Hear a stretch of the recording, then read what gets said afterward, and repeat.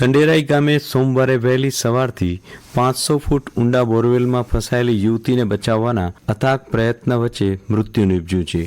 આ અંગે સાંભળીએ અહેવાલ.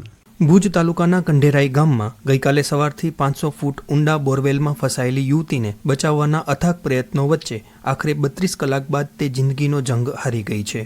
લાંબા રેસ્ક્યુ ઓપરેશન બાદ તેને બહાર કાઢવામાં સફળતા મળી, પણ ભુજની જીકે જનરલ હોસ્પિટલમાં ખસેડવામાં આવતા ફરજ પરના તબીબે તેને મૃત જાહેર કરી છે. તંત્ર માટે આ રેસ્ક્યુ ઓપરેશન ખૂબ પડકારજનક રહ્યું હતું. આ અંગે ભુજના પ્રાંત અધિકારી AB જાદવે માહિતી આપી હતી.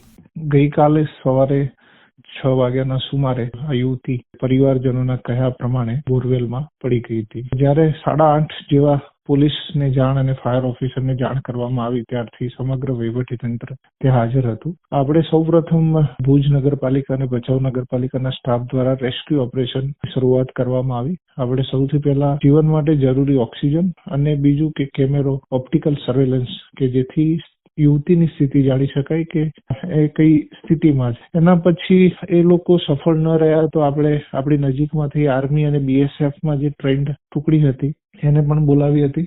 પ્રયાસોમાં પણ એ લોકો સફળ ન રહ્યા, કારણ કે જે બોરવેલની ડાયામીટર હતો એ 12 ઇંચ એટલે કે 1 ફૂટ જેટલો હતો. એટલે સાધનો નાખવા અને મેન્યુવરિંગ કરવું બહુ અઘરું થઈ રહ્યું હતું.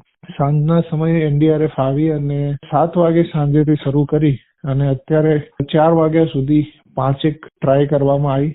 આખરે આપણને યુવતીને બહાર લાવવામાં સફળતા મળી, પણ દુઃખદ છે કે એમનું મૃત્યુ થઈ ગયું. સ્થાનિક વહીવટીતંત્રની સાથે ગાંધીનગરથી આવેલી કેન્દ્રીય આપત્તિ પ્રતિભાવ દળ NDRFની ટીમ, આર્મી, BSF, અગ્નિશામક દળની ટીમો બચાવ કામગીરીમાં જોડાઈ હતી. અશરફ નથવાણી, આકાશવાણી સમાચાર, ભુજ.